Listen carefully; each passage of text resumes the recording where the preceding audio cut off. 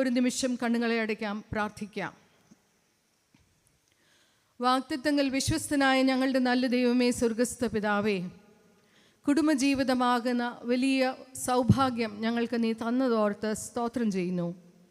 കർത്താവെ, കാലകാലങ്ങളിൽ കർത്താവെ കുടുംബങ്ങളായിട്ട് നീ ഞങ്ങളെ വിളിച്ച് വേർതിരിച്ച് സാക്ഷ്യത്തിനായിട്ട് ഒരുക്കിയിരിക്കുന്നതോർത്ത് സ്തോത്രം കർത്താവെ.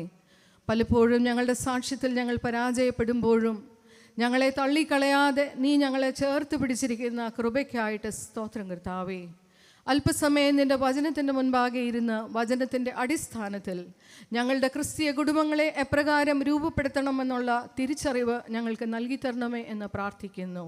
അത് കാണുവാനുള്ള കണ്ണുകൾ, തിരിച്ചറിയുവാനുള്ള മനസ്സ്, അനുസരിപ്പാനുള്ള കൃപ ഞങ്ങൾക്ക് നൽകി തരണമേ.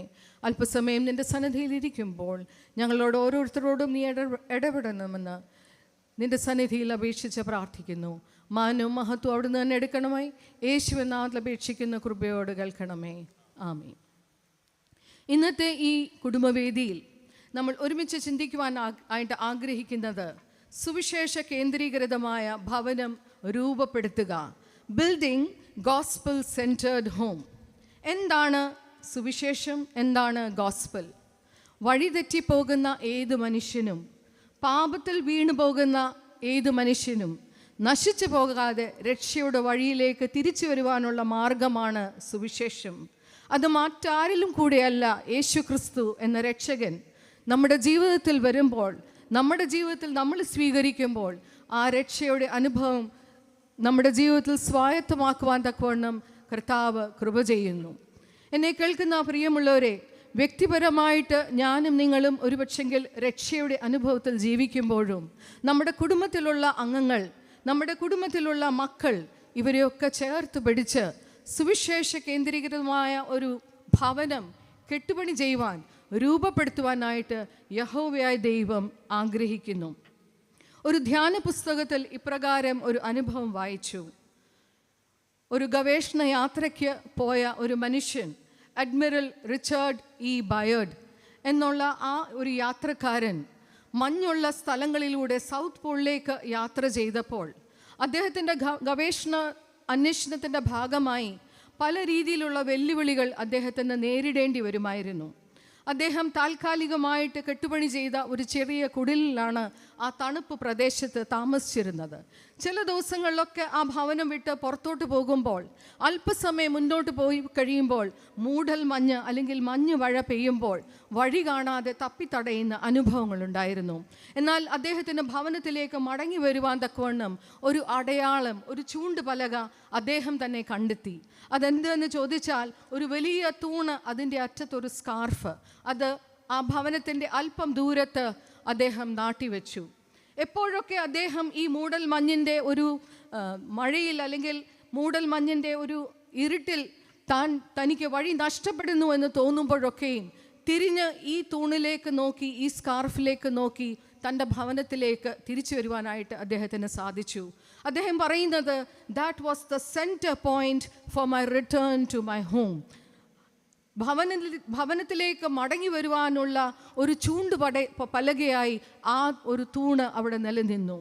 ഇത് ഈ ഒരു യോഗത്തോട് ചേർന്ന് പറയുവാനായിട്ട് ആഗ്രഹിക്കുന്നത്, നമ്മുടെ കുഞ്ഞുങ്ങൾ, നമ്മുടെ തലമുറ ഈ ലോകത്തിലൊക്കെ ജീവിക്കുമ്പോൾ പലവിധമായ സങ്കീർണമായ അനുഭവങ്ങളിൽ കടന്നു പോകുമ്പോൾ ഭവനത്തിലേക്കുള്ള വഴി, മടങ്ങി വരുവാനുള്ള വഴി ഒരുപക്ഷെങ്കിൽ അവർക്ക് കാണുവാനായിട്ട് സാധിക്കുന്നില്ല. ഒരുപക്ഷെങ്കിൽ ലോകത്തിൻ്റെ തിരക്കിൻ്റെ ഇടയിൽ അവർ നഷ്ടപ്പെട്ടു പോകുമ്പോൾ അവർക്കൊരു ചൂണ്ടുപലകയായി എന്തെങ്കിലുമൊക്കെ നമ്മൾ സ്ഥാപിച്ചേ മതിയാവൂ. എങ്കിൽ മാത്രമേ അവർക്ക് ഭവനത്തിൽ മടങ്ങി വരുവാനായിട്ട് സാധിക്കുകയുള്ളൂ. ഇന്ന് ഞാനും നിങ്ങളും ജീവിക്കുന്ന ഈ ലോകത്തിൽ കുടുംബ ബന്ധങ്ങൾ തകർന്നുകൊണ്ടിരിക്കുന്ന ദിനംതോറും ഞാനും നിങ്ങളും കാണുമ്പോൾ എങ്ങനെയാണ് നമ്മുടെയൊക്കെ കുടുംബത്തെ സുരക്ഷിതമായിട്ട് കെട്ടുപണി ചെയ്യുവാനായിട്ട് സാധിക്കുന്നത്? ഞാൻ കൗൺസിലിംഗ് രംഗത്ത് പ്രവർത്തിക്കുന്ന ആളായതുകൊണ്ട് തന്നെ ദിനം പ്രതി അനേക കേസസ് എൻ്റെ അടുത്ത് വരുമ്പോൾ ചിലരൊക്കെ പൊട്ടിപ്പിരിഞ്ഞു പോകുന്ന അനുഭവങ്ങൾ കാണാം. എന്നാൽ ചിലരൊക്കെ സുവിശേഷം മനസ്സിലാക്കി വചനത്തിൻ്റെ അടിസ്ഥാനങ്ങളിൽ വീണ്ടും കുടുംബത്തെ ചേർത്ത് പിടിക്കുവാനായിട്ട് കാണുന്ന അനുഭവങ്ങളും കാണുവാനായിട്ട് ഇടയായിട്ടുണ്ട്. അതുകൊണ്ട് what is A gospel centred home? home. How can we build a gospel-centered home എന്നുള്ളതാണ് എൻ്റെ ഇന്നത്തെ വിഷയം. അതിനുവേണ്ടി ചില കാര്യങ്ങൾ ഒരുമിച്ച് ചിന്തിക്കുവാനായിട്ട് ആഗ്രഹിക്കുന്നു. ഇന്നത്തെ പ്രതികൂല സാഹചര്യങ്ങളിൽ അല്ലെങ്കിൽ ഇന്നത്തെ ഒരു സംസ്കാരത്തിൽ നമ്മൾ ജീവിക്കുമ്പോൾ പല നെഗറ്റീവ്സ് നമ്മുടെ മുൻപാകെ ഉള്ളപ്പോൾ പലപ്പോഴും നമ്മൾ പഴി ചാരിക്കൊണ്ടിരിക്കും. സമൂഹം മോശം, സ്കൂൾ മോശം, കോളേജ് മോശം, ജോലിസ്ഥലം മോശം, ഇതൊക്കെ നമുക്ക് പഴി ചാരുവാനായിട്ട് സാധിക്കും. അതുകൊണ്ടാണ് ഞങ്ങളുടെ കുടുംബജീവിതം പ്രയാസം അനുഭവിക്കുന്നത് എന്നുള്ളത് പഴിചാർത്തൽ ഒരു പക്ഷെങ്കിൽ നമ്മുടെ ജീവിത അനുഭവമായിരിക്കാം. വേറെ ചിലർ ഇതിനോട് യുദ്ധം ചെയ്യുവാനായിട്ട് ശ്രമിക്കും. ഇത് രണ്ടിലും പരാജയപ്പെടുന്ന ആളുകളെ നമുക്ക് കാണുവാനായിട്ട് സാധിക്കും. എന്നാൽ വ്യത്യസ്തമായിട്ടൊരു കൾച്ചർ, ഒരു സംസ്കാരം നമ്മുടെ കുടുംബങ്ങളിൽ നമുക്ക് വളർത്തിയെടുക്കുവാനായിട്ട് സാധിക്കുമ്പോഴാണ് ഒരു ഗോസ്പൽ സെൻറ്റേർഡ് ഹോം നമുക്ക് രൂപപ്പെടുത്തുവാനായിട്ട് സാധിക്കുന്നത്. യോശുവയുടെ കാലത്തും ചുറ്റുമുള്ള ആളുകൾ എങ്ങനെയൊക്കെ ജീവിച്ചാലും നിങ്ങൾക്ക് എന്ത് വേണമെങ്കിലും തിരഞ്ഞെടുക്കാം. എന്നാൽ യോശുവ തൻ്റെ കുടുംബത്തോടൊപ്പം ഒന്ന് തീരുമാനിച്ചു, ഞാനും എൻ്റെ കുടുംബവുമോ ഞങ്ങൾ യഹോവയെ സേവിക്കും. ആ തീരുമാനത്തിൻ്റെ അടിസ്ഥാനത്തിൽ യോശുവ തൻ്റെ കുടുംബത്തെ പണിതതായിട്ട് നമുക്ക് കാണുവാനായിട്ട് സാധിക്കും. എന്നെ കേൾക്കുന്ന പ്രിയമുള്ളവരെ, ചില ചിന്തകൾ ഒരുമിച്ച് നമുക്ക് ചിന്തിക്കുവാനായിട്ട് ആഗ്രഹിക്കുന്നു. ഒന്നാമതായിട്ട്, how is a gospel centred home formed? എങ്ങനെയാണ് സുവിശേഷ കേന്ദ്രീകൃതമായ ഒരു ഭവനം രൂപപ്പെടുന്നത്? A home that lives as per God's desire. ദൈവത്തിൻ്റെ ആഗ്രഹപ്രകാരം ജീവിക്കുവാൻ താല്പര്യപ്പെടുന്ന, ശ്രമിക്കുന്ന, തീരുമാനിക്കുന്ന ഒരു കുടുംബമാണ് ഗോസ്പൽ സെൻറ്റേർഡ് ഹോമായിട്ട്, സുവിശേഷ കേന്ദ്രീകൃതമായ ഒരു ഭവനമായിട്ട് മാറുന്നത്. മനുഷ്യൻ ഏകനായിരിക്കുന്നത് നന്നല്ല എന്ന് ദൈവം കണ്ടതുകൊണ്ടാണ് ദൈവം മനുഷ്യനൊരു കുടുംബത്തെ ദാനമായിട്ട് നൽകിയത്. ആദ്യ വിവാഹം നടത്തിയപ്പോൾ, ആദ്യത്തെ വിവാഹം ഒരുമിച്ച് ആദമും ഹൗവായും ഏദൻ തോട്ടത്തിൽ ദൈവം അവരെ യോജിപ്പിച്ചപ്പോൾ അവർക്ക് ജീവിക്കുവാൻ, കുടുംബജീവിതത്തിൽ ജീവിക്കുവാൻ ഒരു പ്രമാണവും കൊടുത്തു. അതെന്തായിരുന്നു? ഉൽപ്പത്തി പുസ്തകം 2-ാം അധ്യായം 24-ാമത്തെ വാക്യം. അതുകൊണ്ട് പുരുഷൻ അപ്പനെയും അമ്മയും വിട്ടുപിരിഞ്ഞ് ഭാര്യയോട് പറ്റിച്ചേരും, അവർ ഏകദേഹമായി തീരും. അതിൻ്റെ അർത്ഥം, man and woman when united together become a priority for each other. വേദോസം തന്നെ നമ്മളെ ഓർമ്മിപ്പിക്കുന്നത്, നീ ദീർഘായുസ്സോടെ ഇരിക്കേണ്ടതിന് നിന്റെ അപ്പനെയും അമ്മയും ബഹുമാനിക്കുക. അപ്പനെയും അമ്മയും ബഹുമാനിക്കുക എന്ന് വേദോസ്തവം നമ്മളോട് ആവശ്യപ്പെടുമ്പോൾ, നമ്മളെ ഓർമ്മിപ്പിക്കുമ്പോൾ, അതേ തിരുവചനം തന്നെ ഇവിടെ ഓർമ്മിപ്പിക്കുന്നത് ഒരു വിവാഹത്തിൽ കൂടെ അപ്പനെയും അമ്മയും വിട്ടുപിരിഞ്ഞ് ഒരു പുരുഷനും സ്ത്രീയും ഒന്നായി ചേരുന്നു. അപ്പോൾ അതിൻ്റെ അർത്ഥം, അന്ന് വരെ ഏറ്റവും പ്രാധാന്യം അർഹിക്കുന്ന മാതാപിതാക്കൾ പോലും സെക്കൻഡറി ആയി മാറുന്നു. So God reminds us to consider the members in a family as a priority. Everything else becomes a secondary in a person's life once he enters into a family life. അതിൻ്റെ അർത്ഥം, മാതാപിതാക്കളുമായിട്ടുള്ള ബന്ധം വിച്ഛേദിക്കപ്പെടണമെന്നോ, മറ്റ് കൂട്ടുകാർ ഇല്ലാതിരിക്കണമെന്നോ, ജോലി വേണ്ടാന്നോ, passions ഇല്ലാതിരിക്കണമെന്നോ, interest ഇല്ലാതിരിക്കണമെന്നോ, ഇതൊന്നുമല്ല പറയുവാനായിട്ട് ആഗ്രഹിക്കുന്നത്. പിന്നെ ഒരു ക്രിസ്തീയ കുടുംബത്തിൽ ഒരുമിച്ച് ഒന്നായിട്ട് ചേരുമ്പോൾ പരസ്പരം പ്രയോറിറ്റി ആയിട്ട് കാണുവാനായിട്ട് സാധിക്കണം.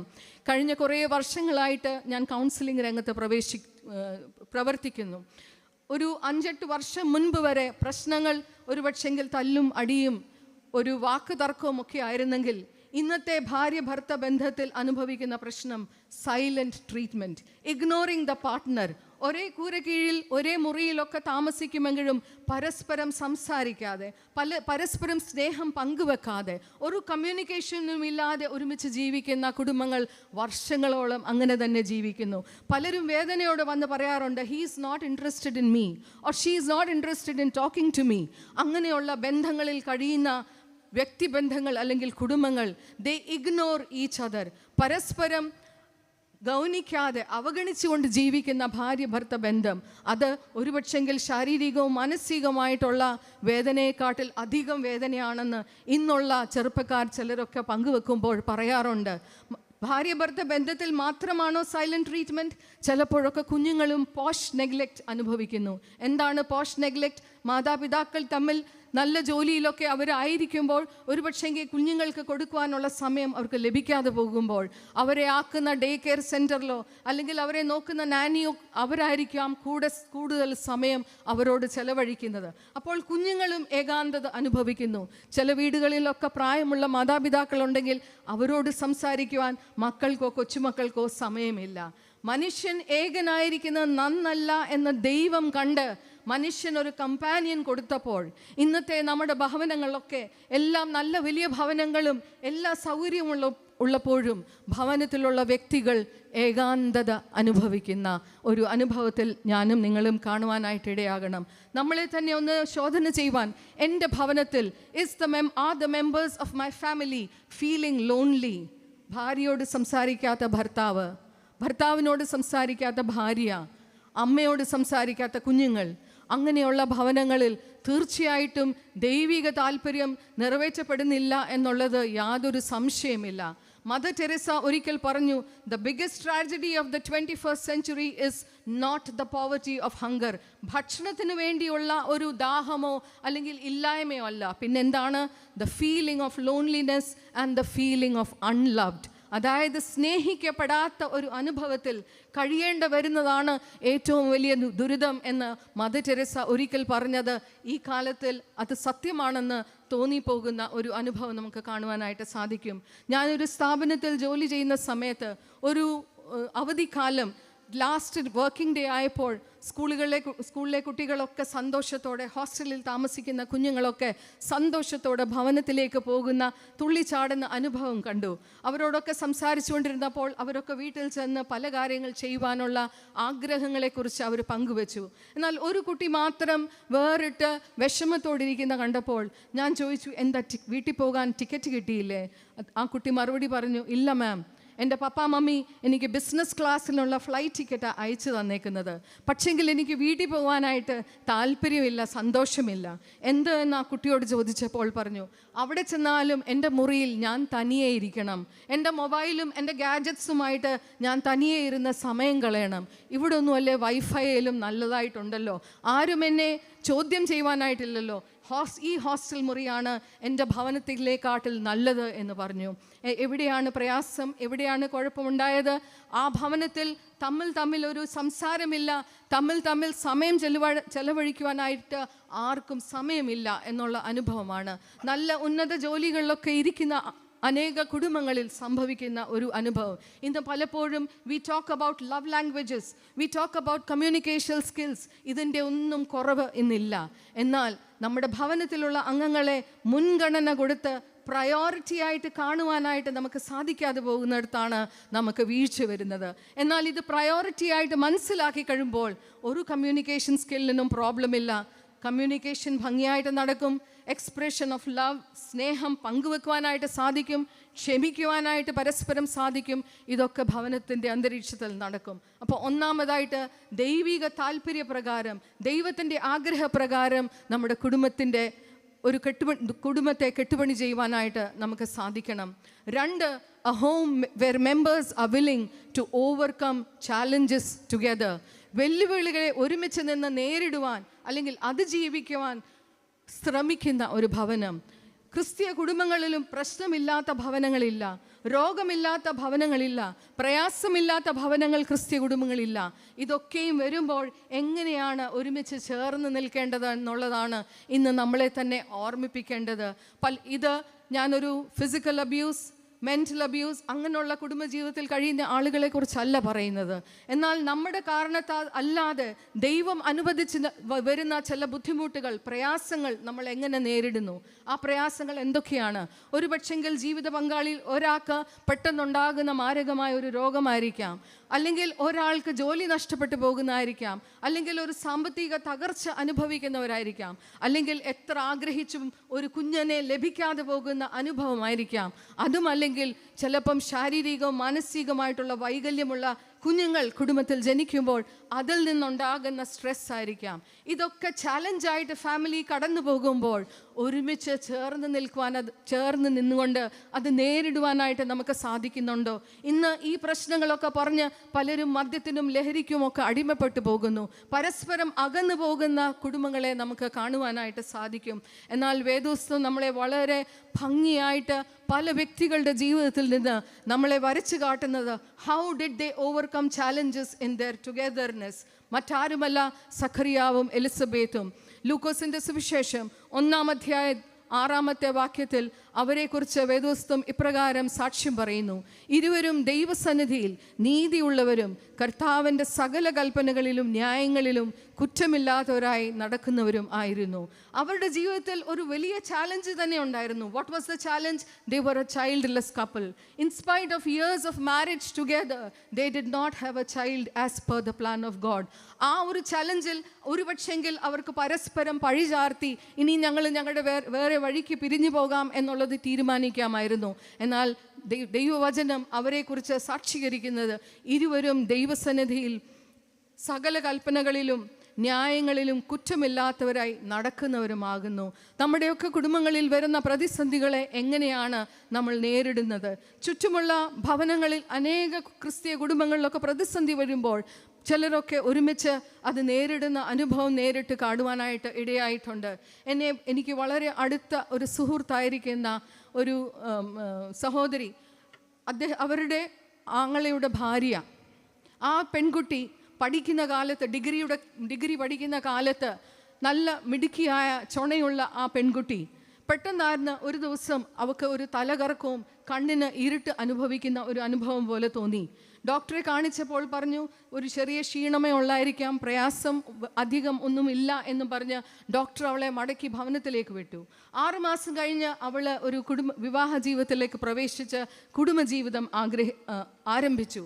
എന്നാൽ ആ കുടുംബജീവിതത്തിൽ 6 മാസം കഴിയുന്നതിന് മുമ്പ് തന്നെ വീണ്ടും അതേ തലചുറ്റലും കണ്ണിൽ ഇരുട്ട് വരുന്ന അനുഭവം ഈ പെൺകുട്ടിക്ക് അനുഭവപ്പെട്ടു. ഡോക്ടറിൻ്റെ അടുത്ത് പോയി അഡ്വൈസ് ചോദിച്ച് പല ടെസ്റ്റുകൾ നടത്തിയപ്പോൾ ആ ടെസ്റ്റിൻ്റെ റിപ്പോർട്ടിൽ വന്നത് multiple sclerosis, auto immune disease, അത് സൗഖ്യം പ്രാപിക്കുവാൻ സാധ്യമല്ലാത്ത ഒരു അസുഖമാണെന്നുള്ളത് മനസ്സിലാക്കുവാനായിട്ടിടയായി. വിവാഹം ചെയ്തിട്ട് കല്യാണം കഴിഞ്ഞിട്ട് ഒരു 6 മാസമേ ആയിട്ടുള്ളൂ. അപ്പോഴാണ് അവരുടെ ജീവിതത്തിൻ്റെ എല്ലാ സ്വപ്നങ്ങളും തകർന്ന ഈ ഒരു റിപ്പോർട്ട്, മെഡിക്കൽ റിപ്പോർട്ട് അവർക്ക് കിട്ടുന്നത്. ഒരു പക്ഷെങ്കിൽ ആ ഭർത്താവിനെ അവളെ ഇനിയും വേണ്ട എന്ന് പറഞ്ഞ് അവൻ്റെ വഴിക്ക് പോകാമായിരുന്നു. അവൻ്റെ കൂട്ടുകാരും അവൻ്റെ അടുത്ത ബന്ധുക്കാരുമൊക്കെ അവനോട് ഉപദേശിച്ചു, നീ നിൻ്റെ ആയുസ് ഇവളെ നോക്കി കളയണ്ട, കാരണം ഇതിനൊരു സൗഖ്യമില്ല, ആയുസ് മുഴുവൻ അവളൊരു രോഗിയായി തന്നെ ജീവിക്കും, നീ അവളെ ചുമക്കേണ്ടി വരും എന്നുള്ള അഭിപ്രായം അവനോട് പറഞ്ഞപ്പോൾ അവൻ മറുപടി കൊടുത്തത്, ഇത് ദൈവം എനിക്ക് തന്ന ജീവിത പങ്കാളിയാണ്, അതുകൊണ്ട് അവൾക്ക് രോഗം ഇത് പ്രയാസം വന്നാലും ഞാൻ അവളെ എന്നോട് കൂടെ ചേർത്ത് നിൽക്കും. വീണ്ടും ആ ചെറുപ്പക്കാരൻ ഒരു മറുചോദ്യം അവരോട് ചോദിച്ചു, ഇതേ രോഗം എനിക്കായിരുന്നെങ്കിൽ നിങ്ങൾ ആഗ്രഹിക്കുമായിരുന്നോ ഈ പെൺകുട്ടി എന്നെ വിട്ടിട്ട് പോകണം? അതുകൊണ്ട് ഞാൻ അവളെ നോക്കിക്കൊള്ളാം എന്നുള്ള തീരുമാനമെടുത്തു. അങ്ങനെ അവർ ഒരുമിച്ച് ജീവിതം ആരംഭിച്ചു. 4 വർഷം കഴിഞ്ഞപ്പോൾ ദൈവം അവർക്കൊരു കുഞ്ഞിനെ ദാനമായിട്ട് നൽകി. ആരോഗ്യകരമായ ഒരു കുഞ്ഞ്. ഈ വർഷം 2025 ജൂലൈ മാസമാകുമ്പോൾ അവരുടെ കുടുംബജീവിതത്തിൽ 25 വർഷം അവരൊരുമിച്ച് പിന്നിട്ട അനുഭവത്തിലേക്ക് അവർ കടക്കുന്നു. ആ സഹോദരിക്ക് സൗഖ്യം ലഭിച്ചിട്ടില്ല. ഇപ്പോൾ ആ സഹോദരി ഒരു വീൽ ചെയറിലാണ്. എന്നാലും ഭർത്താവും ആ മകനും വളരെ സ്നേഹത്തോടെ കരുതലോടെ ആ സഹോദരിയെ ശുശ്രൂഷ ചെയ്യുന്ന അനുഭവങ്ങൾ എനിക്ക് കേൾക്കുവാനും വായിക്കുവാനും ഇടയായി. ഈ സംഭവം കേട്ടപ്പോൾ ഞാൻ ആ സഹോദരിയോട് വീഡിയോ കോൾ വെച്ചൊന്ന് സംസാരിക്കുവാനായിട്ട് താല്പര്യപ്പെട്ടു. അങ്ങനെ സംസാരിച്ചപ്പോൾ കണ്ടത് വിശ്വാസത്തിൽ വളരെയധികം ഉറച്ചു നിൽക്കുന്ന, ജീവിത സാഹചര്യങ്ങൾ പ്രയാസമുണ്ടെങ്കിലും വളരെ പോസിറ്റീവായിട്ട് ജീവിതത്തെ നേരിടുന്ന വിശ്വാസിയായ ഒരു ചെറുപ്പക്കാരി പെൺകുട്ടിയെ കാണുവാനായിട്ട് സാധിച്ചത്. അവൾ മാർത്തോമാക്കാരി, അവളുടെ ഇടവകയിൽ ഒരു സൺഡേ സ്കൂൾ അധ്യാപികയായിട്ട് ശുശ്രൂഷ ചെയ്യുന്നു. അനേകർക്ക് ജീവനുള്ള ഒരു സാക്ഷിയായി നിലനിൽക്കുവാനായിട്ട് അവളെ ഉപയോഗിക്കുന്നു. എങ്ങനെയാണ് അവിടെ ഈ ഒരു പ്രതിസന്ധിയുടെ മധ്യത്തിലും അവൾക്ക് അതിജീവിക്കുവാനായിട്ട് സാധിക്കുന്നത്? ആ സാഹചര്യങ്ങളെ നേരിടുവാനായിട്ട് സാധിക്കുന്നത് ഒരു കുടുംബം അവളോടൊപ്പം നിന്നതുകൊണ്ടാണ്. എന്നെ കേൾക്കുന്ന പ്രിയമുള്ളവരെ, നമ്മുടെയൊക്കെ കുടുംബജീവിതത്തിൽ ഇതുപോലെയുള്ള പെട്ടെന്നുണ്ടാകുന്ന പ്രയാസങ്ങൾ വരുമ്പോൾ എന്താണ് ഞാനും നിങ്ങളും തീരുമാനിക്കേണ്ടത്? ഒരുമിച്ച് നിന്ന് വെല്ലുവിളികളെ നേരിടുവാൻ, ദൈവകൃപയിൽ ആശ്രയിച്ചുകൊണ്ട് നേരിടുവാനുള്ള തീരുമാനമാണ് നമ്മുടെ കുടുംബജീവിതത്തെ അനുഗ്രഹിക്കുന്നത് എന്നുള്ളതിന് യാതൊരു സംശയമില്ല. മൂന്നാമതായിട്ട് പറയുവാനായിട്ട് ആഗ്രഹിക്കുന്നത്, a home where stewardship is a way of life. കാര്യവിചാരത്വം ജീവിത ശൈലിയാക്കുന്ന ഭവനം. Stewardship is a way of life. വേദപുസ്തകത്തിൽ ഉപമകളാൽ കർത്താവ് ശിഷ്യന്മാരെ പല കാര്യങ്ങളും പഠിപ്പിച്ചു. അതിൽ ഒരു ഉപമ താലന്തുകളുടെ ഉപമയാണ്. ആ താലന്തുകളുടെ ഉപമയിൽ കൂടി കർത്താവ് ശിഷ്യന്മാരോട് പഠിപ്പിക്കുവാനായിട്ട് ആഗ്രഹിക്കുന്നത്, തന്ന അനുഗ്രഹങ്ങൾക്കൊക്കെയും ഞാനും നിങ്ങളും കണക്ക് ബോധിപ്പിക്കേണ്ടതാണ്. ഒരു ദിവസം യജമാനൻ വരുമ്പോൾ ആ താലന്തുകൾക്കൊക്കെ കണക്ക് ബോധിപ്പിക്കണം എന്നുള്ളതാണ് യേശു ക്രിസ്തു ശിഷ്യന്മാരോട് പറയുമ്പോൾ നമ്മളെയും ഓർമ്മിപ്പിച്ചത്. അവിടെ പരാമർശിച്ചിരിക്കുന്ന ഒരു പക്ഷെങ്കിൽ നമ്മൾ വ്യാഖ്യാനിക്കുന്നത് ആത്മീക താലന്ത് മാത്രമാണോ? ഇല്ല. ജീവിതത്തിൽ ലഭിച്ച എല്ലാ അനുഗ്രഹങ്ങളും നന്മകളും, കുടുംബജീവിതവും, ബന്ധങ്ങളും, കുഞ്ഞുങ്ങളും, അവസരങ്ങളും, സാധ്യതകളും, വെല്ലുവിളികളും, ഇതെല്ലാം ദൈവത്തിൻ്റെ ദാനമാണ്. ഇത് ഞാനും നിങ്ങളും എങ്ങനെ കൈകാര്യം ചെയ്യുന്നു എന്നുള്ളത് നമ്മളുടെ ഒരു വിശ്വാസ യാത്രയുടെ ഒരു പ്രത്യേകതയാണെന്നുള്ളത് നമ്മൾ തിരിച്ചറിയണം. അതുകൊണ്ട് തന്നെ ഈ ഒരു താലന്തുകൾക്ക്, അനുഗ്രഹങ്ങൾക്ക്, എന്ത് ദാനമാണെങ്കിലും അതിനൊക്കെ ഞാനും ഞങ്ങളും കണക്ക് ബോധിപ്പിക്കണം എന്നുള്ള ബോധം നമുക്ക് വേണം. ഏതൊക്കെ രീതിയിലാണ് ഒരു കുടുംബത്തിൻ്റെ അന്തരീക്ഷത്തിൽ what are the ways or what are the areas where stewardship has to be maintained? One is taking care of physical health. ഒരു ഭവനത്തിൻ്റെ അന്തരീക്ഷത്തിൽ ജീവിക്കുമ്പോൾ ഓരോ വ്യക്തികളുടെയും ശാരീരികവും മാനസികവുമായിട്ടുള്ള ആരോഗ്യം ദൈവത്തിൻ്റെ ദാനമാണ്. എന്നാൽ നമ്മുടെ ജീവിത ശൈലി കൊണ്ടും നമ്മുടെ ഭക്ഷണ രീതി കൊണ്ടും നമ്മളുടെ ഓരോ ക്രമീകൃതമല്ലാത്ത ജീവിത ശൈലി കാരണം പലപ്പോഴും നമ്മളുടെ ശരീരത്തിൻ്റെ ആരോഗ്യത്തെ നമ്മൾ തന്നെ നശിപ്പിക്കുന്നതായിട്ട് കാണുവാനായിട്ട് സാധിക്കും. ഇന്ന് അനേക കുഞ്ഞുങ്ങൾ ADHD അല്ലെങ്കിൽ മറ്റ് ബിഹേവിയറൽ ചാലഞ്ചസ് അനുഭവിക്കുന്നതായിട്ട് നമുക്ക് കാണുവാനായിട്ട് സാധിക്കും. അതിന് പിന്നിൽ പല കാരണങ്ങളുണ്ടെങ്കിലും ഒരു കാരണം അവരുടെ ഭക്ഷണ രീതിയും കൂടെ ആണെന്നുള്ളത് നമ്മൾ തിരിച്ചറിയണം. Over use of sugar, aerated drinks, ഇതൊക്കെ ചെറുപ്രായത്തിൽ നമ്മൾ കുഞ്ഞുങ്ങൾക്ക് കൊടുക്കുമ്പോൾ അതൊരു പക്ഷെങ്കിൽ കുഞ്ഞുങ്ങളുടെ ആരോഗ്യത്തെ പല രീതിയിൽ ബാധിക്കുന്നുവെന്ന് നമ്മൾ മനസ്സിലാക്കുവാനായിട്ട് മറന്നു പോകുന്നു. ഓരോ പ്രായത്തിൽ നിൽക്കുന്ന വ്യക്തികൾ ഒരു കുടുംബത്തിലുള്ളപ്പോൾ നമ്മളുടെ ശാരീരിക ആരോഗ്യം നിലനിർത്തുക എന്നുള്ളത് ഭവനത്തിലുള്ള എല്ലാവരുടെയും ഒരു ഉത്തരവാദിത്വമാണ്. സമയത്തിന് ഉറങ്ങുക, സമയത്തിന് ഭക്ഷണം കഴിക്കുക, സമയത്തിന് ഒരു എക്സസൈസെങ്കിലും ചെയ്യുക എന്നുള്ളത് നമ്മുടെ കാര്യവിചാരത്വത്തിൻ്റെ ഭാഗമായിട്ട് കാണുവാനായിട്ട് സാധിക്കണം. ഈ സ്റ്റുവർഡ്ഷിപ്പിനോട് ചേർന്ന് രണ്ടാമത് പറയുവാനായിട്ട് ആഗ്രഹിക്കുന്ന ദൈവം നമുക്ക് നൽകിയിരിക്കുന്ന സമയം. നമ്മൾ പറയും സമയം, ടൈം ഈസ് മണി. എന്നാൽ മണി നഷ്ടപ്പെട്ടാൽ, പണം നഷ്ടപ്പെട്ടാൽ അത് ഒരു പക്ഷെങ്കിൽ വേറൊരു സമയത്ത് നമുക്ക് തിരിച്ചു കിട്ടും.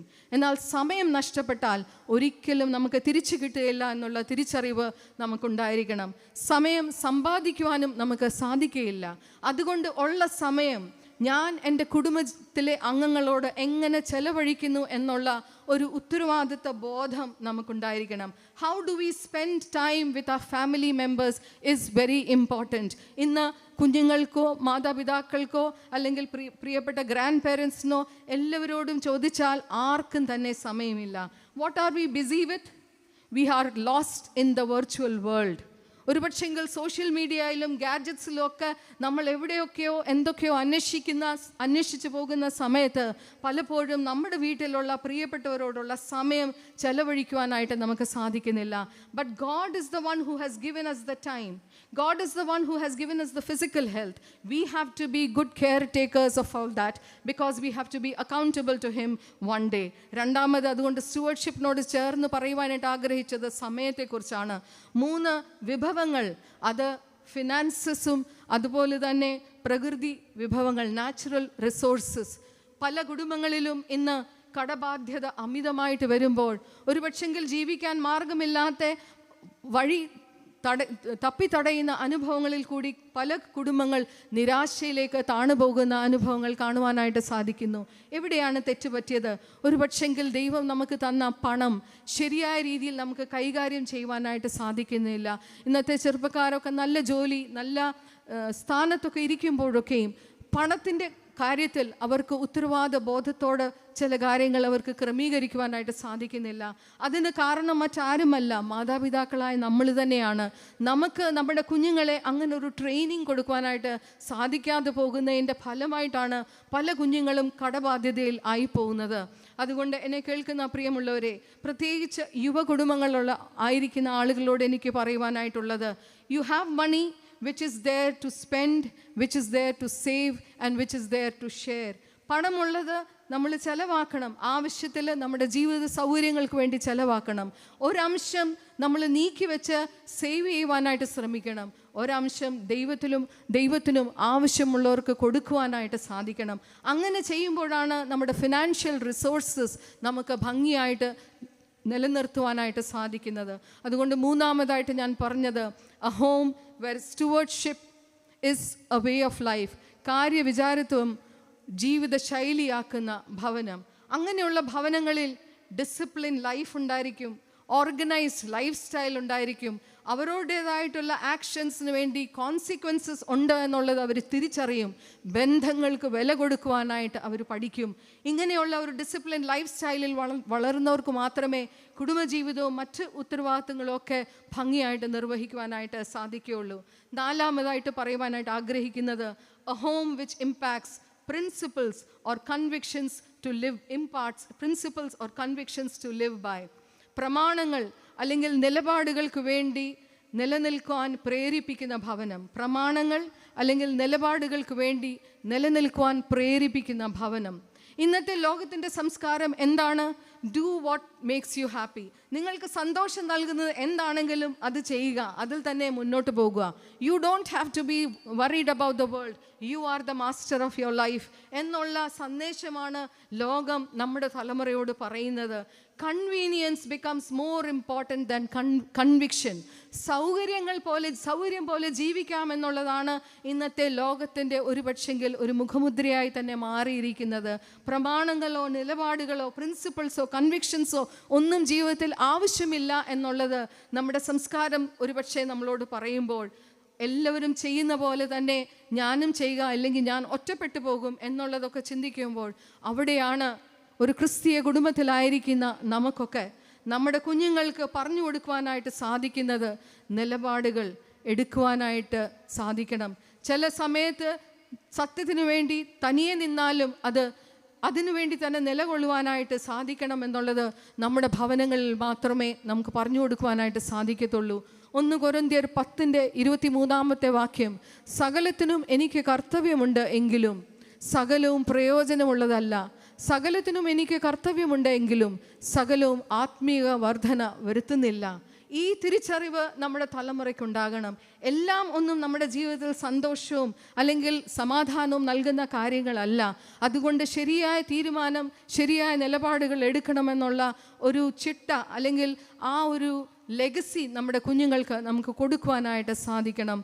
നമുക്ക് വളരെ നന്നായിട്ട് അറിയാവുന്ന ഒരു വ്യക്തിയാണ് കല്ലുപാറ കരിമ്പിൽ ചെറിയാച്ചൻ സാറ്. അദ്ദേഹത്തെക്കുറിച്ച് നമ്മൾ ഇന്നും വർഷങ്ങൾക്ക് ശേഷവും നമ്മൾ ഇന്നും അദ്ദേഹത്തെ ആദരവോടെ ഓർക്കുന്ന ഒരു വ്യക്തിയാണ്. എന്തുകൊണ്ടാണ്? അദ്ദേഹം ഒരു ശർക്കര വിൽക്കുന്ന ബിസിനസ്സുകാരനായിരുന്നു. കല്ലുപാറയിൽ നിന്ന് ആലപ്പുഴ വരെ പോയി ശർക്കര വിൽക്കുമ്പോൾ അദ്ദേഹത്തിൻ്റെ ശർക്കര ആരും തൂക്കി നോക്കാറില്ല. കാരണം അദ്ദേഹത്തിൻ്റെ ജീവിതത്തിൽ ഒരു പ്രമാണമുണ്ടായിരുന്നു. എന്തായിരുന്നു പ്രമാണം? മറ്റുള്ളവരെ പറ്റിച്ചുള്ള ലാഭം എനിക്ക് എൻ്റെ ബിസിനസ്സിൽ വേണ്ട എന്നുള്ളത്. ആ പ്രമാണം പാലിച്ചതുകൊണ്ട് തന്നെ വളരെ സത്യസന്ധമായിട്ട് അദ്ദേഹത്തിൻ്റെ ബിസിനസ് അദ്ദേഹം മുന്നോട്ട് കൊണ്ടുപോയി എന്നുള്ളത് നമുക്ക് കാണുവാനായിട്ട് കേൾക്കുവാനായിട്ട് ഇടയായിട്ടുണ്ട്. അതുകൊണ്ട് തന്നെ സമൂഹത്തിൽ ഒരു ക്രിസ്തീയ സാക്ഷ്യം നിർവഹിച്ച ഒരു വ്യക്തിയായിട്ട് നമ്മൾ അദ്ദേഹത്തെ ഓർക്കുന്നു. എന്നാൽ ഇന്ന് നമ്മൾ ജീവിക്കുമ്പോൾ അങ്ങനെയുള്ള കൺവിക്ഷൻസ് ഉള്ള ആളുകൾ ഇല്ലാതെ പോകുന്ന, റോൾ മോഡൽസ് എന്ന് കാണിച്ചു കൊടുക്കുവാൻ നമുക്ക് പറ്റാതെ പോകുന്ന ഒരു കാലഘട്ടത്തിൽ നമ്മൾ ജീവിക്കുമ്പോൾ നമ്മുടെ ഭവനങ്ങളെങ്കിലും റോൾ മോഡൽസിനെ സൃഷ്ടിക്കുന്ന ഒരു ഭവനമായി തീരുവാനായിട്ട് സാധിക്കണം. നിലപാടുകൾക്ക് വേണ്ടി, പ്രമാണങ്ങൾക്ക് വേണ്ടി നിലനിൽക്കുന്ന ഒരു തലമുറയെ വാർത്തെടുക്കുവാനായിട്ട് സാധിക്കണം. എൻ്റെ അടുത്ത് കൗൺസിലിങ്ങിന് വന്ന ഒരു ചെറുപ്പക്കാരൻ ഡി അഡിക്ഷൻ തെറാപ്പിയുടെ ഭാഗമായിട്ട് അവനെ കൗൺസിലിങ്ങിന് എൻ്റെ അടുത്തേക്ക് അയച്ചു. അവന് ഈ ഒരു ലഹരി വിമുക്തനാകണമെന്നൊരു താല്പര്യമുണ്ട്. അതുകൊണ്ട് തന്നെ ആത്മാർത്ഥമായിട്ട് എല്ലാ കൗൺസിലിംഗ് സെഷനും അവൻ റെഗുലറായിട്ട് വന്നു. അവന് വളരെ വേദനയോട് എന്നോട് പങ്കുവച്ച അനുഭവം, മാഡം എനിക്ക് ഈ ലഹരിയിൽ നിന്ന് വിമുക്തമായിട്ട് ഒരു നല്ല ജീവിതം നയിക്കണമെന്നുണ്ട്. പക്ഷേ ചില സമയത്ത് ഞാൻ വീണ്ടും ഈ ലഹരി ഉപയോഗത്തിൽ അടിമപ്പെട്ടു പോകുന്നത് എനിക്ക് എൻ്റെ പിതാവിനോടുള്ള വാശിയാണ്. അപ്പോൾ ഞാൻ കുറച്ചുകൂടെ അത് ചോദിച്ച് മനസ്സിലാക്കുവാനായിട്ട് ശ്രമിച്ചപ്പോൾ അവൻ്റെ ചെറുപ്പത്തിലെ അനുഭവം പറഞ്ഞു. അവൻ പറഞ്ഞു, ഞാൻ വളർന്ന ഒരു കൊച്ചു ഗ്രാമത്തിലാണ്. എൻ്റെ പിതാവിന് ഒരു കൊച്ചു പെട്ടിക്കടയാണ് ഉണ്ടായിരുന്നത്. അവിടെ കുട്ടികൾക്കുള്ള ചോക്ലേറ്റ്സ് അല്ലെങ്കിൽ സ്റ്റേഷനറി ഐറ്റംസ്, കുട്ടികളെ ആകർഷിക്കുന്ന പല രീതിയിലുള്ള കാര്യങ്ങൾ എൻ്റെ പിതാവിൻ്റെ കടയിലുണ്ടായിരുന്നു. കുട്ടികളൊക്കെ സന്തോഷത്തോടെ സാധനങ്ങൾ മേടിക്കുവാൻ വരുമ്പോൾ എൻ്റെ പിതാവിൻ്റെ ബിസിനസ് നന്നായിട്ട് പോയി. എന്നാൽ ബിസിനസ്സിൽ അമിത ലാഭമുണ്ടാക്കുവാൻ വേണ്ടി എൻ്റെ പിതാവ് ഒരു കാര്യം കൂടി ആരംഭിച്ചു. എന്താണെന്നറിയാമോ? കൊച്ചു കൊച്ചു ക്യാൻഡി രൂപത്തിൽ ഡ്രഗ്സ് ആ കടയിൽ സെയിൽ ചെയ്യുവാനായിട്ട് തുടങ്ങി. അങ്ങനെ വിൽക്കുവാനായിട്ട് ആരംഭിച്ചപ്പോൾ ആ കുട്ടികൾ പലരും ഈ ലഹരിക്ക് അടിമപ്പെട്ടു പോയി. ഈ ചെറുപ്പക്കാരൻ ദൂരെ നിന്ന് ഇത് കാണുമ്പോൾ ഒരു ദിവസം അവനും തീരുമാനിച്ചു ഇത് മേടിക്കണം. അവന് കടയിലോട്ട് പോകാനും പറ്റാത്തത് കൊണ്ട് അവൻ അവൻ്റെ കൂട്ടുകാരെ വിട്ട് അവൻ്റെ അപ്പൻ്റെ കടയിൽ തന്നെ ആദ്യമായിട്ട് ലഹരി മേടിച്ച് അവൻ അതുപയോഗിച്ചു. ക്രമേണ ബാക്കിയുള്ള കുഞ്ഞുങ്ങളൊക്കെ ലഹരിയിൽ നിന്ന് മാറിപ്പോയെങ്കിലും ഇവൻ ഒരു ലഹരിക്ക് അടിമയായ ഒരു ചെറുപ്പക്കാരനായി മാറി. അതുകൊണ്ട് വീണ്ടും അവൻ വളർന്നുകൊണ്ടിരിക്കുമ്പോൾ വീട്ടുകാരൊക്കെ പല രീതിയിൽ അവനെ അതിൽ നിന്ന് പിന്തിരിക്കുവാനായിട്ട് ശ്രമിക്കുമ്പോൾ ആ പിതാവിനോടുള്ള വാശിയാണ് അവനെ വീണ്ടും വീണ്ടും ലഹരിക്ക് അടിമയാക്കി തീർത്തത്. എന്താണ് സംഭവിച്ചത്? ഒരു തലമുറയുടെ വിട്ടുവീഴ്ച വേറെ ഒരു തലമുറയുടെ അടിമത്വത്തിന് കാരണമായി തീർന്നു. One generation's compromise will lead to the captivity of another generation. എന്നെ കേൾക്കുന്ന പ്രിയമുള്ളവരെ, നമ്മുടെ തലമുറയിൽ ഞാനും നിങ്ങളും ചെയ്യുന്ന ചില കോംപ്രമൈസൊക്കെ നമ്മുടെ തലമുറയെ ഒരു അടിമത്വത്തിലേക്ക് നയിക്കുമെന്നുള്ളത് നമ്മൾ മറന്നു പോകരുത്. So stand by the convictions and principles based on the word of God so that we are able to raise a generation of integrity and character, making a difference. അങ്ങനെയുള്ള യുവാക്കളും യുവതികളും ഈ ലോകത്തിൽ പ്രവർത്തിക്കണമെങ്കിൽ, സൃഷ്ടിക്കപ്പെടണമെങ്കിൽ ഇങ്ങനെയുള്ള ഭവനങ്ങളിൽ മാത്രമേ സാധ്യമാകുകയുള്ളൂ എന്നുള്ളത് തിരിച്ചറിവ് നമുക്കുണ്ടാകണം. അപ്പോൾ നാലാമതായിട്ട് ഞാൻ പറഞ്ഞത്, a home which imparts principles and convictions to live by. നിലപാടുകൾക്കും പ്രമാണങ്ങൾക്കും വേണ്ടി നിലനിൽക്കുവാൻ പ്രേരിപ്പിക്കുന്ന ഒരു ഭവനമായിട്ട് നമ്മുടെയൊക്കെ കുടുംബങ്ങൾ തീരണം. അഞ്ചാമതായിട്ട് a home that enlarges the museum of good memories. നല്ല ഓർമ്മയുടെ സംഗ്രഹാലയം സൃഷ്ടിക്കപ്പെടുന്ന ഭവനം, ഓർമ്മകളുടെ സംഗ്രഹാലയം സൃഷ്ടിക്കപ്പെടുന്ന ഒരു ഭവനം. നമുക്കെല്ലാം വളരെ പരിചിതമായിട്ടുള്ള ഒരു ഉപമയാണ് മുടിയനായ പുത്രൻ്റെ. ധൂർത്തുപുത്രൻ ദൂരദേശത്ത് പോയി എല്ലാം നശിപ്പിച്ചതിന് ശേഷം പന്നികളുടെ കൂട്ടത്തിൽ ജീവിച്ചപ്പോൾ, പന്നി കഴിക്കുന്ന ഭക്ഷണം കഴിച്ചപ്പോൾ ഒരു ദിവസം അവന് സുബോധം വന്നപ്പോൾ അവൻ ആദ്യം ചിന്തിച്ചത് എന്താണ്? അവൻ്റെ പിതാവിൻ്റെ ഭവനത്തെക്കുറിച്ചാണ്. The good memories about his father is the thing that motivated him to come back to his father's house. അവൻ്റെ പിതാവിൻ്റെ ഭവനത്തിൽ അവൻ അനുഭവിച്ച സുഖ സൗകര്യങ്ങൾ, ആ നല്ല ഓർമ്മകളാണ് അവനെ അവൻ്റെ ഭവനത്തിലേക്ക് മടങ്ങി വരുവാനായിട്ട് പ്രേരിപ്പിച്ചത്. ഇന്ന് നമ്മുടെയൊക്കെ കുടുംബങ്ങളിൽ കുടുംബാംഗങ്ങൾക്ക് നല്ല ഓർമ്മകൾ കൊടുക്കുവാനായിട്ട് സാധിക്കുന്നുണ്ടോ? ഞാൻ grief counselling session, grief therapy ചെയ്യുന്ന ഒരു കൗൺസിലറും കൂടിയാണ്. അത് എപ്പോഴാണ് ചെയ്യുന്നത്? ഒരു പക്ഷെങ്കിൽ ഒരു കുടുംബസ്ഥരായിരിക്കുന്ന കപ്പിളിൽ ഒരു ജീവിത പങ്കാളി നഷ്ടപ്പെട്ടു പോകുമ്പോൾ, അല്ലെങ്കിൽ കുടുംബത്തിൽ ആരെങ്കിലും നഷ്ടപ്പെട്ടു പോകുമ്പോൾ, ആ വേദനയിൽ കഴിയുന്ന ആളിന് പിന്നീട് ആ വേദനയിൽ ഒന്ന് കരകയറുവാനായിട്ട് തനിയെ സാധിക്കാതെ പോകുമ്പോൾ ഗ്രീഫ് തെറാപ്പി ഉപയോഗിക്കാറുണ്ട്. കൗൺസിലിംഗ് സെഷന് അവർ വരുമ്പോൾ ഇങ്ങനെയുള്ള ആളുകളോട് ഞാൻ സംസാരിക്കുമ്പോൾ അവരുടെ ജീവിതാനുഭവങ്ങൾ ആ വ്യക്തിയുമായിട്ടുള്ള ബന്ധത്തിൽ അവരോട് പറയുവാനായിട്ട് സമയം കൊടുക്കുമ്പോൾ രണ്ട് രീതിയിലുള്ള ആളുകളെ കാണുവാനായിട്ട് ഇടയായിട്ടുണ്ട്.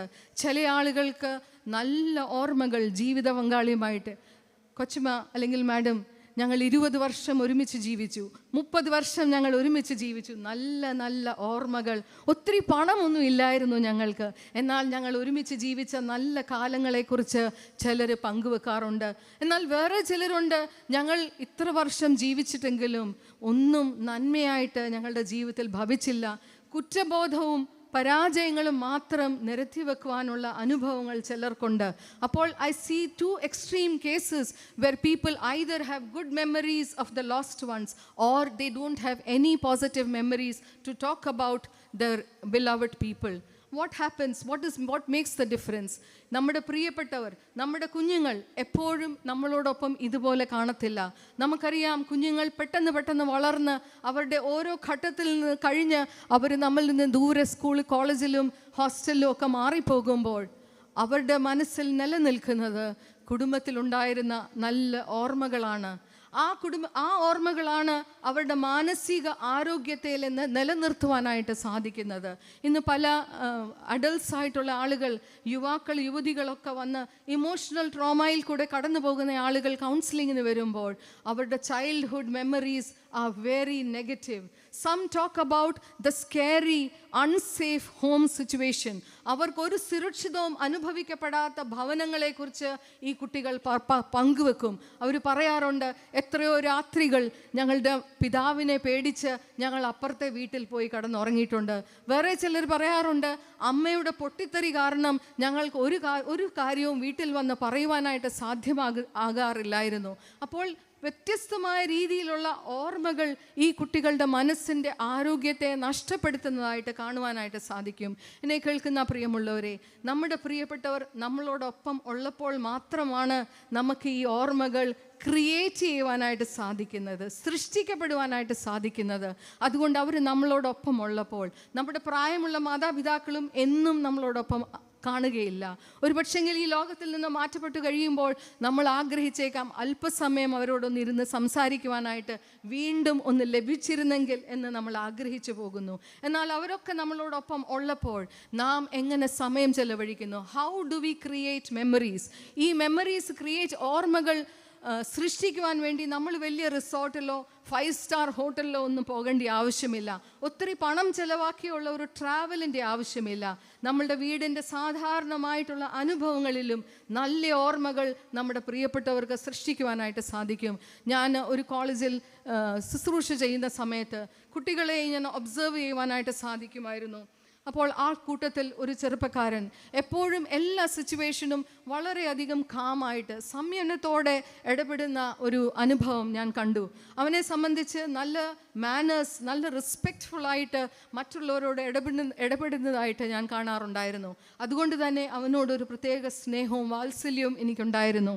ഒരു ദിവസം ഞാൻ അവനെ മാറ്റി നിർത്തി ഞാൻ ചോദിച്ചു, മോനെ, നിൻ്റെ കൂടെയുള്ള ഫ്രണ്ട്സൊക്കെയും ഇത്രയധികം ഹൈപ്പറായിട്ട് സെലിബ്രേറ്റീവ് മോഡിലൊക്കെ ഇരിക്കുമ്പോഴും how is that you are so calm and cool and you never lose control of your emotions or of your behavior എന്നുള്ളത് അവനോട് ചോദിച്ചപ്പോൾ വളരെ ശാന്തതയോടെ അവൻ മറുപടി പറഞ്ഞു, madam, I come from a house where my father is a busy man. ഈ പട്ടണത്തിലെ ഒരു പ്രമുഖമായ ഹോസ്പിറ്റലിലെ സർജനാണ്. തിരക്കേറിയ ജീവിതത്തിൻ്റെ മധ്യത്തിലും വീട്ടിൽ വന്നു കഴിയുമ്പോൾ വളരെ ശാന്തതയോടെയാണ് എൻ്റെ അമ്മയോടും ഞങ്ങളോടും ഞങ്ങളുടെ അപ്പ പെരുമാറുന്നത്. എത്ര പ്രയാസമുള്ള ഒരു സാഹചര്യമാണെങ്കിലും, എത്ര ക്ഷീണിച്ച് വരുന്ന ഒരു ദിവസമാണെങ്കിലും ഭവനത്തിലോട്ട് വരുമ്പോൾ ആ സ്ട്രെസ്സോ ആ ദേഷ്യമോ ഒന്നും ഞങ്ങളോട് കാണിക്കാറില്ല. He handles everything very calmly and that is what I have grown up seeing എന്ന് ഈ ചെറുപ്പക്കാരൻ പറഞ്ഞു. അതോടൊപ്പം തന്നെ അദ്ദേഹത്തിൻ്റെ അമ്മയെക്കുറിച്ച് പറഞ്ഞു. അമ്മയും ഒരു പരാതിയും ഇല്ലാതെ ഞങ്ങൾക്ക് വേണ്ടി കണ്ണുനീരോട് പ്രാർത്ഥിക്കുന്ന എൻ്റെ അമ്മയാണ് ഞാൻ കണ്ടു വളർന്നിട്ടുള്ളത്. ആ ഓർമ്മകൾ എൻ്റെ മനസ്സിലുള്ളപ്പോൾ ഞാൻ അവരിൽ നിന്ന് മാറി ഈ ദൂരദേശത്ത് ജീവിക്കുമ്പോഴും ഒരിക്കലും ഒരു തെറ്റായ വഴിയിലേക്ക് പോകുവാൻ എനിക്ക് താല്പര്യം തോന്നിട്ടില്ല. Because any time I want to indulge in any wrong thing, the first face or the first memory that comes into my mind is my parents who have always lived a godly life. എന്നെ കേൾക്കുന്ന പ്രിയമുള്ളവരെ, ഒരു പക്ഷെങ്കിൽ നമ്മുടെയൊക്കെ ഭവനങ്ങളിൽ എല്ലാം perfect ആയിട്ടുള്ള ഒരു അന്തരീക്ഷമല്ലായിരിക്കാം. എങ്കിലും നമുക്ക് നമ്മുടെ കുഞ്ഞുങ്ങൾ, നമ്മുടെ പ്രിയപ്പെട്ടവർക്ക് നല്ല ഓർമ്മകളുടെ ഒരു സംഗ്രഹാലയം സൃഷ്ടിക്കപ്പെടുവാനായിട്ട് സാധിക്കണം. അവസാനമായിട്ട് ഒരാശയം കൂടെ പറഞ്ഞ് എൻ്റെ വാക്കുകളെ ചുരുക്കട്ടെ. A home that leaves a legacy of faith-based lifestyle. വിശ്വാസ ജീവിത ശൈലിയുടെ പൈതൃകം നൽകുന്ന ഭവനം. ഇവിടെ 78-ാം സങ്കീർത്തനം 4-ാമത്തെ വാക്യത്തിൽ ആസാഫിൻ്റെ പ്രാർത്ഥനയിൽ നാം ഇപ്രകാരം കാണുന്നു. ആസാഫ് ഒരു തീരുമാനമെടുക്കുന്നത്, നാം അവരുടെ മക്കളോട് അവയെ മറച്ചു വെക്കാതെ വരുവാനുള്ള തലമുറയോട് യഹോവയുടെ സ്തുതിയും ബലവും അവൻ ചെയ്ത അത്ഭുത പ്രവൃത്തികളും വിവരിച്ചു പറയും. ആസാഫിൻ്റെ ഒരു തീരുമാനമാണ്, വരും തലമുറയോട് അവൻ്റെ അത്ഭുത പ്രവൃത്തികളെ വിവരിച്ചു പറയും. പഴയ നിയമ പുസ്തകത്തിൽ പഴയ നിയമ പുസ്തകത്തിൽ ആവർത്തന പുസ്തകം നമ്മൾ 6-ാം അധ്യായം വായിക്കുമ്പോൾ യഹോവയായ ദൈവം മോശയോട് കൽപ്പിക്കുന്നതായിട്ട് നമുക്ക് കാണുവാനായിട്ട് സാധിക്കും. നിങ്ങളെ നടത്തിയ ദൈവത്തെ മക്കളോടും മക്കളുടെ മക്കളോടും തലമുറയോടും എപ്രകാരം എങ്ങനെ എന്തൊക്കെ പറയണമെന്നുള്ളത് വളരെ ക്ലിയർ ആയിട്ടുള്ള ഒരു ഗൈഡ് ലൈൻസ് യഹോവയായ ദൈവം മോശയ്ക്ക് കൊടുക്കുന്നതായിട്ട് നമ്മൾ കാണുന്നു. അതേ ഒരു തീരുമാനമാണ് ഈ 78-ാം സങ്കീർത്തനം ആസാഫിൻ്റെ ജീവിതത്തിൽ നമ്മൾ കാണുന്നത്. ദൈവത്തിൻ്റെ അത്ഭുത പ്രവൃത്തികളും അവൻ്റെ വിശ്വസ്തതയും കുറിച്ച് വരും തലമുറയോട് പറയും എന്നുള്ള തീരുമാനം. അതുകൊണ്ട് വിശ്വാസ ജീവിത ശൈലിയുടെ പൈതൃകം നൽകുന്ന ഒരു ഭവനമായി തീരുവാനായിട്ട് സാധിക്കണം. എന്തേ നമ്മളൊക്കെ അതിന് പരാജയപ്പെടുന്നത്? എന്തുകൊണ്ട് നമ്മുടെ കുഞ്ഞുങ്ങൾ ഇന്ന് വിശ്വാസയാത്രയിൽ നമ്മളോടൊപ്പം സഞ്ചരിക്കുന്നില്ല എന്നുള്ള പരിഭവവും പരാതിയും നമ്മൾ തമ്മിൽ പഴി ചാർത്തിയിരിക്കുന്നു. ഒരു പക്ഷെങ്കിൽ നമ്മൾ സഭയെ കുറ്റം പറഞ്ഞേക്കാം, ഒരു പക്ഷെങ്കിൽ നമ്മൾ സൺഡേ സ്കൂളിനെ കുറ്റം പറയാം, ഒരു പക്ഷെങ്കിൽ നമ്മൾക്ക് ഇടവകയെ കുറ്റം പറയാം.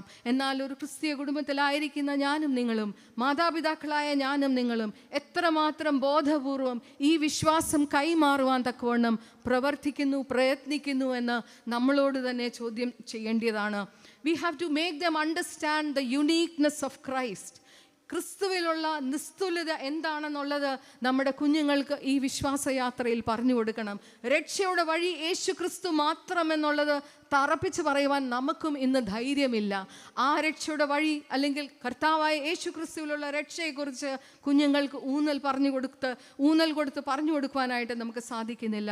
ഒരു പക്ഷെങ്കിൽ പ്രാർത്ഥനാ ജീവിതം, ദൈവവചനം വായിക്കുന്നതിലും പഠിക്കുന്നതിനുമുള്ള സമയം കണ്ടെത്തൽ, ഇതൊക്കെ നമ്മുടെ കുടുംബത്തിൽ ഒരു പക്ഷെങ്കിൽ നഷ്ടപ്പെട്ടു പോകുന്നത് കൊണ്ടാണ് ഈ വിശ്വാസത്തിൻ്റെ പൈതൃകം നമുക്ക് കൈമാറുവാനായിട്ട് സാധിക്കാതെ പോകുന്നത്.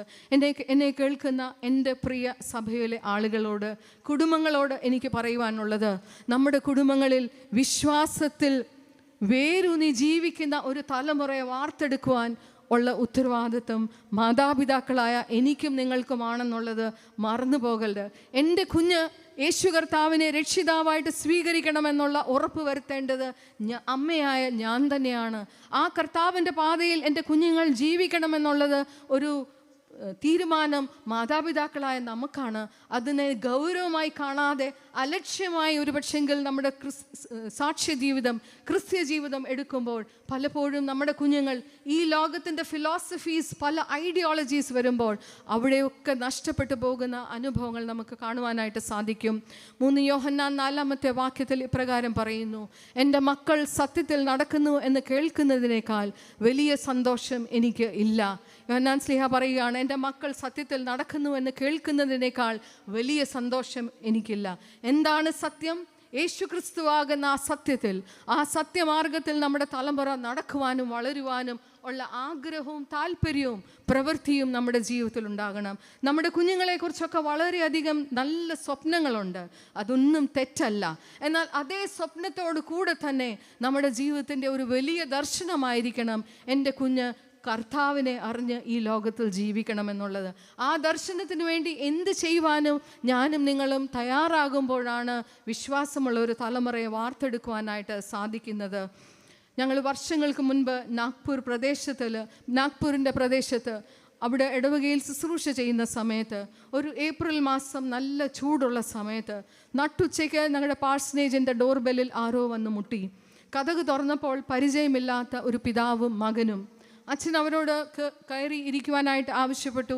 അവർ വന്നിരുന്ന് അവരെ പരിചയപ്പെടുത്തി.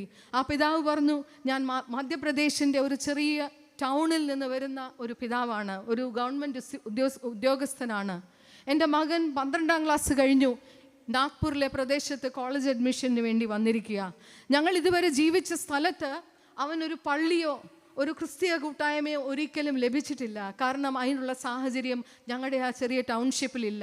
അതുകൊണ്ട് അവന് സഭ എന്താണെന്നോ ഒരു പക്ഷെങ്കിൽ സൺഡേ സ്കൂളിൽ വേണ്ട വിധം പഠിക്കുവാനോ ഒന്നും അവന് സാധിച്ചിട്ടില്ല. എന്നാൽ 12ാം ക്ലാസ് കഴിഞ്ഞ് നാഗ്പൂർ പട്ടണം ഞങ്ങൾ തിരഞ്ഞെടുക്കുമ്പോൾ, അവൻ്റെ കോളേജ് ഞങ്ങൾ തിരഞ്ഞെടുത്തപ്പോൾ, അവൻ താമസിക്കുന്ന ഇടം ഞങ്ങൾ തിരഞ്ഞെടുത്തപ്പോൾ ഞങ്ങൾക്ക് വലിയൊരു ആഗ്രഹമാണ് ഈ പ്രദേശത്തെ ദേവാലയമായിട്ട് അവനെ ബന്ധപ്പെടുത്തി അവനൊരു ക്രിസ്തീയ വിശ്വാസത്തിൽ വളരുവാനുള്ള മുഖാന്തരം ഒരുക്കി കൊടുക്കുക എന്നുള്ളത്. ആ പിതാവിനോട് അച്ഛൻ വാക്ക് കൊടുത്തു, എല്ലാ ആഴ്ചയിലും അവൻ പള്ളി വരട്ടെ. ഇവർ പാഴ്സനേജിൽ വന്നത് എങ്ങനെയാണെന്ന് അറിയാമോ? 10-25 വർഷം മുമ്പുള്ള കാര്യമാണ്. ഒരു വാടകയ്ക്കെടുത്ത സൈക്കിളിലാണ് ആ സൈക്കിൾ ചവിട്ടി ഈ പിതാവും മകനും വന്നത്. ആ പിതാവിനെ സമാധാനപ്പെടുത്തി അച്ഛൻ പറഞ്ഞയച്ചു. ഈ മകൻ അടുത്ത ജൂലൈ ആയപ്പോൾ കോളേജ് അഡ്മിഷൻ ലഭിച്ച് ആ പ്രദേശത്ത് വന്നപ്പോൾ എല്ലാ ഞായറാഴ്ചയും രാവിലെ മറ്റാര് പള്ളി വരുന്നതിന് മുമ്പും ഒരു വാടക സൈക്കിളെടുത്ത് ദേവാലയത്തിലേക്ക് വരുന്ന ഒരു ചെറുപ്പക്കാരൻ. ഞങ്ങൾ അവിടെ വീണ്ടും 2 വർഷം കൂടെ ശുശ്രൂഷ ചെയ്തപ്പോൾ വളരെയധികം ആക്റ്റീവായിട്ട് ദേവാലയത്തിൻ്റെ എല്ലാ ശുശ്രൂഷയിലും പങ്കുകൊണ്ട ചെറുപ്പക്കാരൻ. ഞങ്ങൾ പോയതിന് ശേഷവും അതുപോലെ തന്നെ ജീവിതശൈലി തുടർന്ന ഒരു ചെറുപ്പക്കാരൻ. ഇന്ന് ആ ചെറുപ്പക്കാരൻ ആരാണെന്നും അറിയാമോ? മാർത്തോമ സഭയിലെ സമർപ്പിതനായ ഒരു പട്ടക്കാരൻ, മസ്കറ്റിൻ്റെ പ്രദേശത്തിൽ അസിസ്റ്റൻ്റ് വികാരിയായിട്ട് പ്രവർത്തിക്കുന്ന ബഹുമാനപ്പെട്ട ഒബേദച്ചൻ. സൺഡേ സ്കൂളും ഇടവകയും ഒന്നുമില്ലാത്ത ഒരു പ്രദേശത്ത് ജനിച്ചു വളർന്നെങ്കിലും ആ പിതാവിന് വലിയൊരു സ്വപ്നമുണ്ടായിരുന്നു. എൻ്റെ മകൻ ഉപരിപഠനം പഠിത്തത്തിനായിട്ട് പോകുമ്പോൾ ആ പ്രദേശത്ത് അവൻ്റെ പഠനത്തിനുള്ള കോളേജ് അല്ലെങ്കിൽ അവൻ്റെ താമസത്തിനുള്ള ഭവനത്തെക്കാട്ടിൽ അധികം ഒരു ദേവാലയത്തോട് അവനെ ചേർത്ത് വെൽക്കണം. ആ പിതാവിൻ്റെ സ്വപ്നം പൂർത്തീകരിക്കാനായിട്ട് ആ മകന് സാധിച്ചു. എന്നെ കേൾക്കുന്ന പ്രിയപ്പെട്ട മാതാപിതാക്കളെ, നമ്മുടെ കുഞ്ഞുങ്ങളെക്കുറിച്ചുള്ള സ്വപ്നങ്ങൾ നല്ലത് തന്നെ. എന്നാൽ വിശ്വാസയാത്രയിൽ കർത്താവിനോട് ചേർന്ന് ജീവിക്കുവാൻ ഉള്ള താല്പര്യവും അതിനുള്ള പ്രയത്നവും നമ്മുടെ ജീവിതത്തിൽ ഉണ്ടാകുമ്പോൾ വിശ്വാസമുള്ള ഒരു തലമുറയെ നമുക്ക് വാർത്തെടുക്കുവാനായിട്ട് സാധിക്കും. അങ്ങനെ ചെയ്യുമ്പോഴാണ് ഈ തലമുറയിലെ ആളുകൾ ക്രൈസ്റ്റ് സെൻറ്റേർഡ് ലൈഫ് ജീവിക്കുന്നതായിട്ട് കാണുവാനായിട്ട് സാധിക്കുന്നത്. നിത്യതയിൽ നഷ്ടപ്പെട്ടു പോകാതിരിക്കാൻ നമ്മുടെ തലമുറയെ നമുക്ക് സൂക്ഷിക്കുവാനായിട്ട് സാധിക്കും. അപ്രകാരം കുറച്ചുകൂടെ ബോധപൂർവം നമ്മുടെ ആത്മീക വിശ്വാസ പൈതൃകം നമ്മുടെ കുഞ്ഞുങ്ങൾക്ക് കൈമാറുവാനായിട്ട് സാധിക്കണം. 6 കാര്യങ്ങളാണ് ഞാൻ ഈ ഒരു 45 മിനിറ്റ് കൊണ്ട് പറഞ്ഞത്. ഒത്തിരി കാര്യങ്ങൾ പറഞ്ഞതുകൊണ്ട് ഒരു പക്ഷെങ്കിൽ നിങ്ങൾ മറന്നുപോയി കാണും. ഞാൻ ആരംഭിച്ച ഒരു ഉദാഹരണമായിരുന്നു ചൂണ്ടുപലക.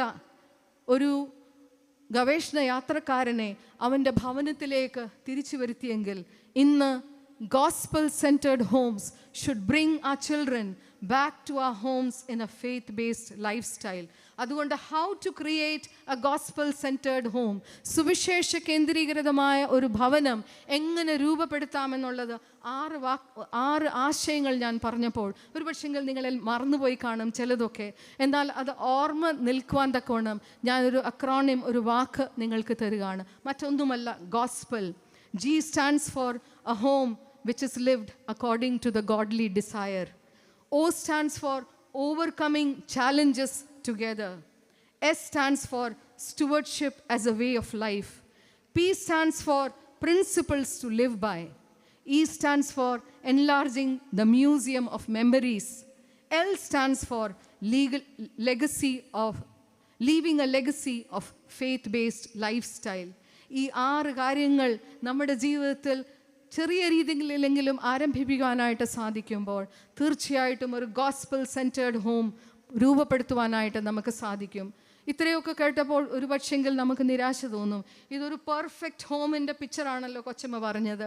ഞങ്ങളെ കൊണ്ട് ഇതിന് പറ്റത്തില്ല, സാധ്യമാകുകയില്ല, അതുകൊണ്ട് ശ്രമിക്കുക പോലും വേണ്ട എന്നുള്ളൊരു നിരാശയിലേക്ക് പോകുന്നതിന് പകരം നമ്മുടെ ജീവിതത്തെ, കുടുംബജീവിതത്തെ ഒന്ന് വിലയിരുത്തി എവിടെയാണ് കർത്താവേ എനിക്ക് ഒരു തിരിച്ചു വരവ്, മടങ്ങി വരവ് ആവശ്യം എന്നുള്ളത് നമ്മൾ തന്നെ, മറ്റുള്ളവരെ വിധിക്കുവാൻ വേണ്ടിയല്ല, നമ്മൾ തന്നെ തിരിച്ചറിഞ്ഞ് നമ്മുടെ ഭവനത്തെ ഒരു ടേണിൽ കൂടെ തിരിച്ച് ഒരു ഗോസ്പൽ സെൻറ്റേർഡ് ഭവനമാക്കി തീർക്കുവാൻ, രൂപപ്പെടുത്തുവാൻ എന്നെ കേൾക്കുന്ന എല്ലാ പ്രിയപ്പെട്ടവർക്കും ഇടയാക്കട്ടെ എന്ന് ആശംസിച്ചുകൊണ്ടും പ്രാർത്ഥിച്ചുകൊണ്ടും എൻ്റെ വാക്കുകൾ ചുരുക്കട്ടെ.